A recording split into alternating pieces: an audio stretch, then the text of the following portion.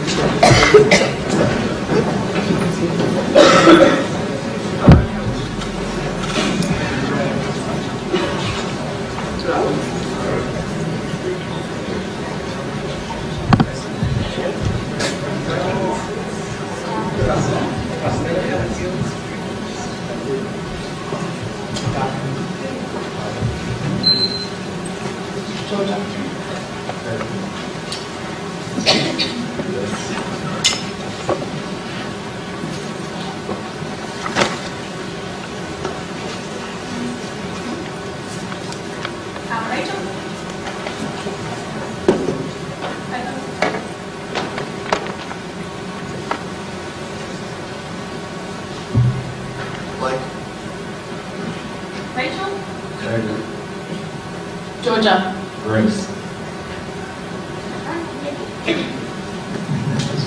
Testing. Testing broken runs.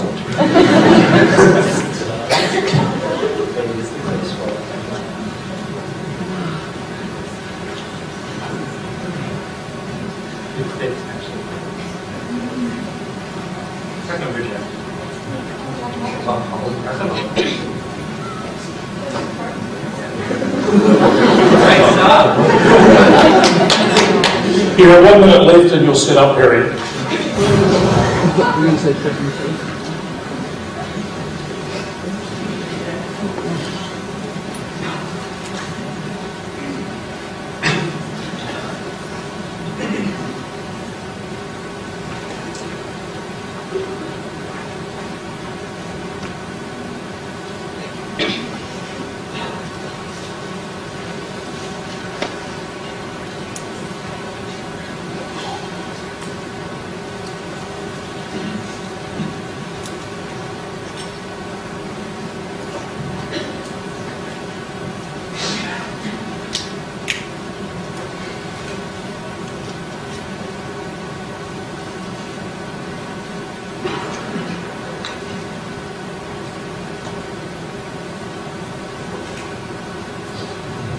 You may now begin your presentation.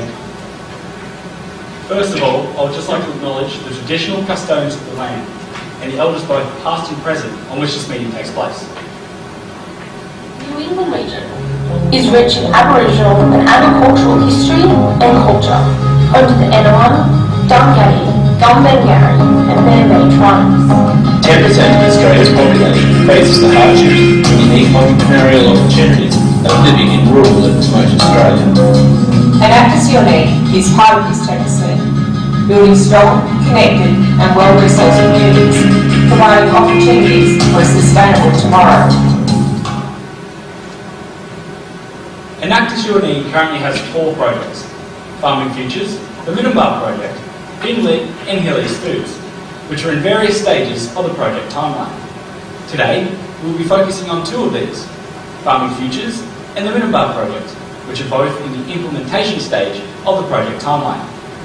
Today, we'll be highlighting the growth in our established projects and how our team has focused on the knowledge, skills and competencies needed for improving our team and project sustainability.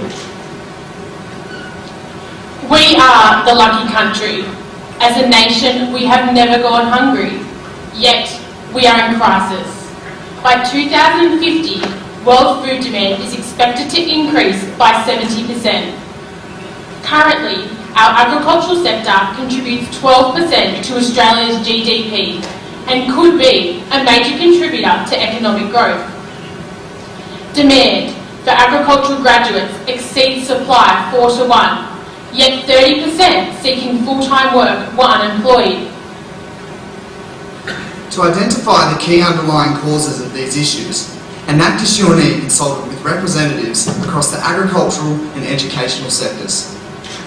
According to our research, both agricultural businesses and students studying agriculture-related degrees believe they lacked opportunities to access and engage with each other. In 2012, Enactus UNE also identified that students lacked career direction, industry mentors and role models. In 2013, this issue was further pressed by the formal findings of the New South Wales Review into Agricultural Education and Training. To address these issues, Australia needs to create a competitive and sustainable agricultural industry. To do this, we need a skilled workforce. Enactus UNE has been tackling this issue since 2011 through our Farming Futures project. Our goal is to address the skills shortage in the agricultural sector by opening communication channels between graduates and industry through our networking events. To ensure the events are successful, we have secured partnerships with the Rural Science Undergraduate Society, industry representatives and senior executives from the University of New England. These partnerships are helping create a unique framework. Thus, we have provided opportunities for our target groups to connect. In 2013, we held our second careers fair, third industry dinner and inaugural schools program. 37 companies were involved across the events, which reached an audience of approximately 400 university students. In 2013, we saw over $43,000 in revenue, sponsorship and in-kind support, and we reached over 230,000 media impressions. The Farming Futures reputation is continuing to grow, with students travelling from as far as Victoria and South Australia. From surveys we've conducted annually since the project's inception, we know that we continue to empower university students with new knowledge. 91% of respondents indicated that their awareness of job opportunities in the agricultural and agribusiness sector increased. In 2013, 93% of respondents said that they believed our events would help them secure a vacation employment, a graduate job or other work. Therefore, we are effectively improving the employment prospects of students. Industry engagement in the events is overwhelmingly positive, with 100% of respondents indicating they'll attend the dinner again. Therefore, we are effectively empowering our target groups by facilitating opportunities for them to access and engage with one another. From feedback and a review of our 2012 events, we realised we had to actively engage high school students. Therefore, in 2013, we implemented the Farming Futures Schools program.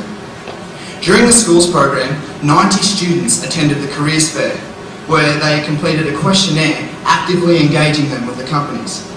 In addition, workshops and presentations led by UNE students demonstrated the many opportunities in agriculture.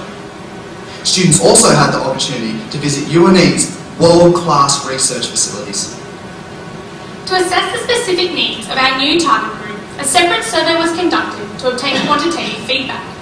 Of the school students who participated in the inaugural schools program, 98% indicated that they'd be interested in pursuing a career in agriculture, science or business. A further 100% indicated that they would recommend our events to their peers. In the last 12 months, Enactus UNE has been focused on improving the sustainability of the Farming Futures project. By continual refinement of our committee structure and our constitution, along with a sound succession planning process, we are creating a culture for a strong, student-run project.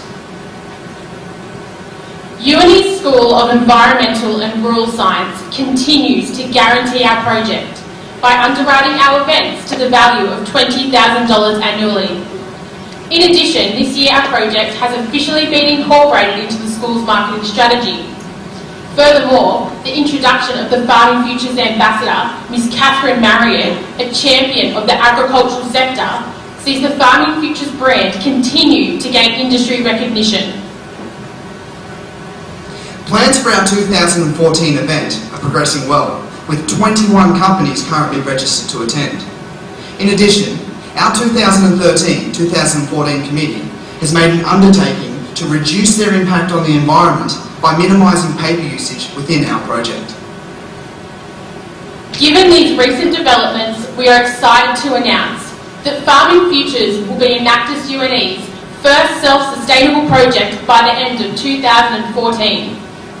Farming Futures is helping meet the current skilled labour crisis in agriculture and preparing the next generation of workers to ensure the sector can continue providing opportunities for a sustainable tomorrow. In 2009, Enactus UNE was holding financial literacy classes at the Minimbar School, a local pre and primary school in Armidale. However, what we discovered shocked us all. It became obvious that over 95% of the students at the school did not have a birth certificate and therefore could not open a bank account. Our research into the issue discovered that this was not just an injustice in the New England region, but was in fact nationwide. Our research indicates that there are over 300,000 babies born in Australia each year, with an estimated 12% who do not register in their first year of life. Of these, Aboriginal people are more than twice as likely not to register. Furthermore, a shocking 31% of the total 300,000 also fail to obtain a birth certificate, which is fundamental to active participation in mainstream society.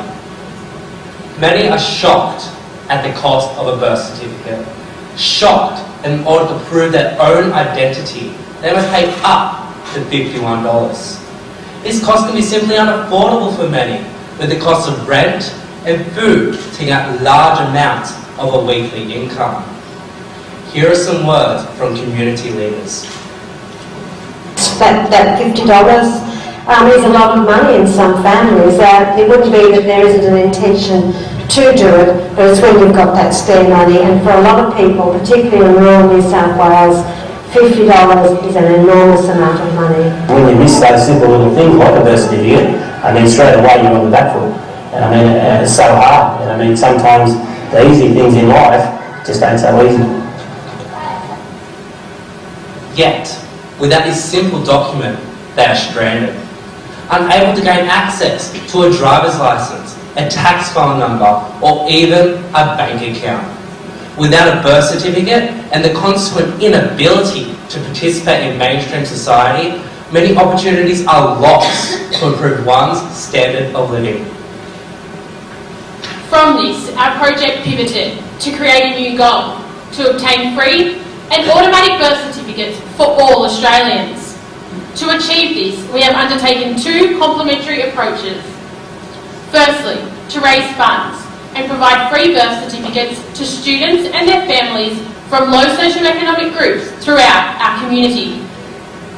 Secondly, to raise the issue of birth certificates and registration with our national leaders in both state and federal governments. To be truly successful in addressing this issue, we need federal change so that all Australians, regardless of their financial status, have the opportunity to participate in society. Last year, the Minimbar project provided 1,232 birth certificates in 4 sign-up days across the New England region. We also developed partnerships and undertook a political campaign to achieve a streamlined birth registration and birth certificate process for all Australians. This year, the Minimbar project has grown further, having developed implementation partnerships with family referral services. To support the implementation of our birth certificate sign-up days, Enactus UNE approached a number of organisations and was able to secure over $150,000 in sponsorship, including a grant from the former Department of Education, Employment and Workplace Relations. This support has enabled our team to host 13 sign-up days in regional and remote locations. In the past 12 months, the Minimbar project has provided an identity to 1,566 applicants, amounting to a cost of more than $79,000. Through the Minimbar project, Enactus UNE has been able to empower these individuals by giving them opportunities to improve their living standard and access their legal identity. To improve the sustainability and economic viability of our project, the Minimbar project is focused on supporting our partners in the implementation of sign-up days. This required teaching our partners how to conduct sign-up days, providing them with the materials needed, and empowering them to conduct their own birth certificate access days across New South Wales. However, to create long-lasting, sustainable change, we need federal support. To achieve this, we have developed a model for a streamlined birth registration and birth certificate process, aimed at simplifying the current method. In continuation of our 2013 campaign, the Minibar team travelled to Canberra again this year and spoke to several key ministers, including the Aboriginal Advisor to the Prime Minister, Mr Warren Mundine, and Social Services Minister, Mr Kevin Andrews. We also secured meetings with New South Wales Parliament members, including the former New South Wales Attorney General, Mr Greg Smith. In addition to our communication with state and federal members, the Minibar project has also met with UNICEF Australia regarding collaborative initiatives. All parties have expressed their support for the Minibar project. Our goal to achieve affordable and automatic birth certificates for all Australians is beginning to grow. Through the Minibar project, we have impacted many lives by giving individuals access to both the birth certificate and, by extension, their identity. We have also continued our push for the national streamlined birth certificate process. Thus, we are empowering our community by providing individuals with a legal identity, improving their quality of life, and providing opportunities for a sustainable tomorrow. Over the last 12 months, Enactus UNE has been focused on improving our team sustainability and effectiveness. We've implemented several initiatives to improve our problem-solving skills, professional development opportunities, and succession planning processes. In 2013, Enactus UNE developed the Think Tank Initiative, a venture that provides opportunities for students to create innovative solutions to project needs, provide improvements in team structures, and create an avenue for new project development. Currently, 79% of students at UNE are studying externally.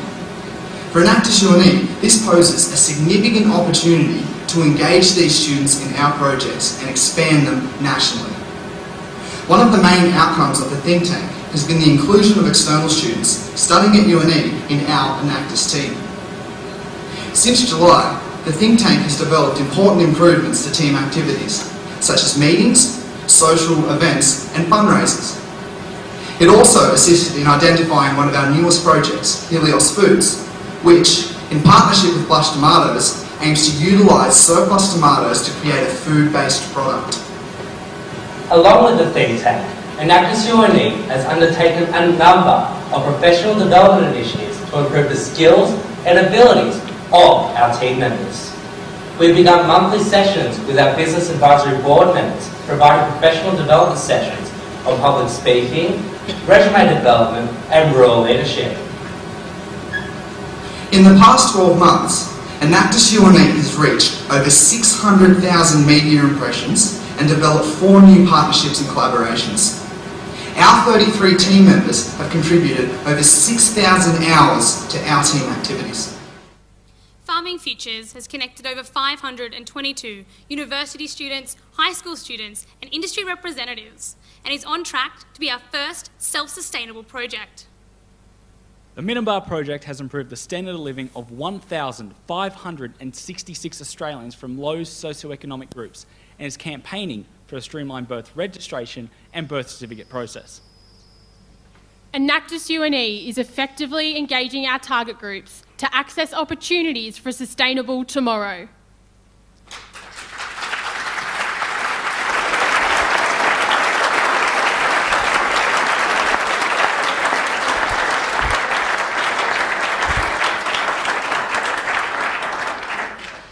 We will now begin the question and answer period.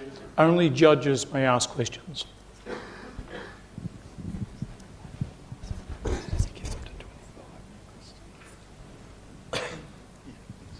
Well done, team. Just a question to understand the progression from last year. Could you just clarify again the 2 or 3 significant advances in Farming Futures this year versus last year, just so I've got that clear? Yeah. So within the Farming Futures, we've made some significant improvements. So we've increased the number of students that have been attending both the dinner and the careers fair themselves. We've also increased the amount of companies from last year. In addition to this, we've also incorporated the schools program into the Farming Futures project, which is of significant importance to the overall impact of the project.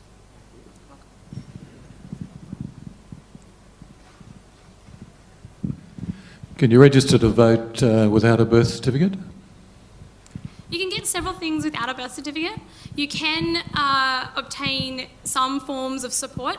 However, because you need to be able to prove with things like immunisation records and things like that. However, without a birth certificate, it's very difficult to participate in a lot of other activities. And it makes it very difficult to actually find that ability or find the opportunities to participate.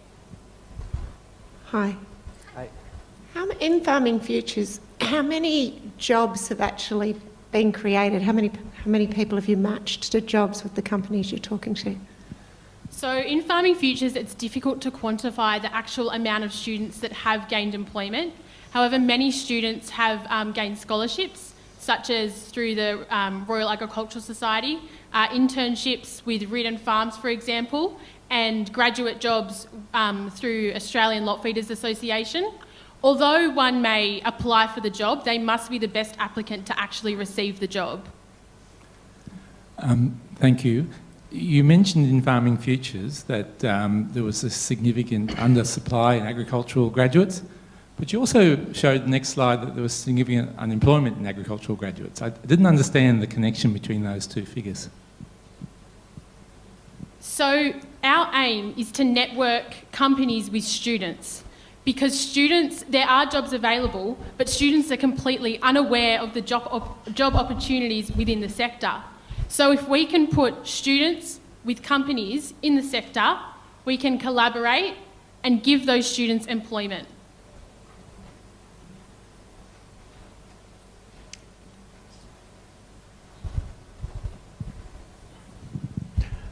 Thanks for the presentation. The Farming Futures, just in terms of sustainability, I notice most of your income is being generated from grants and the institutional support.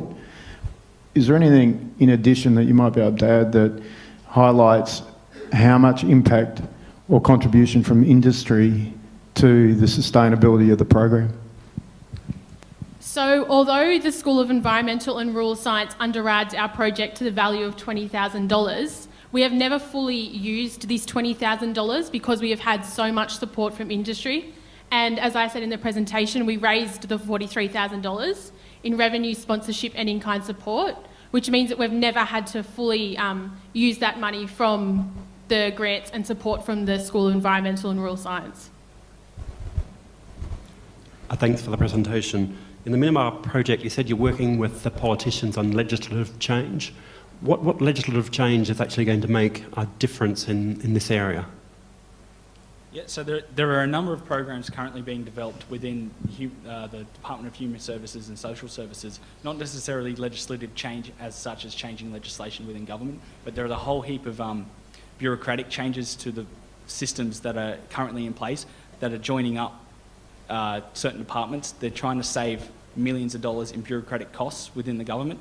So we're hoping that we can jump in and sort of get this link back to birth, cess and marriages to save another level of bureaucracy for the people, thus saving even more money for the government and people on the ground.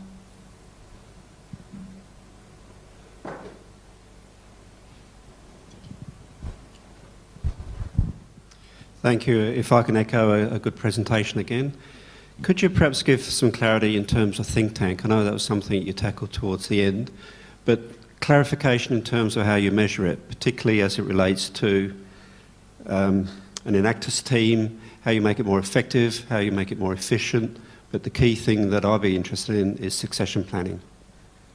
So the think tank is a venture that we put in place because what we were finding was we needed an avenue for the students to develop their skills and therefore take on leadership roles. So within the think tank itself, we encourage new members to participate by providing ideas and suggestions to what they've foreseen as something that could be improved. And in terms of measuring the success of the think tank project, we rely on not only feedback from the students, but then how we've implemented those suggestions and how they've worked out in helping to make the projects and the team more efficient. If I could just add, the Helios project also was a direct outcome of the think tank, which is also another measure of success of the think tank. Your time has now expired. Judges, please join me in thanking the University of New England for their fine presentation.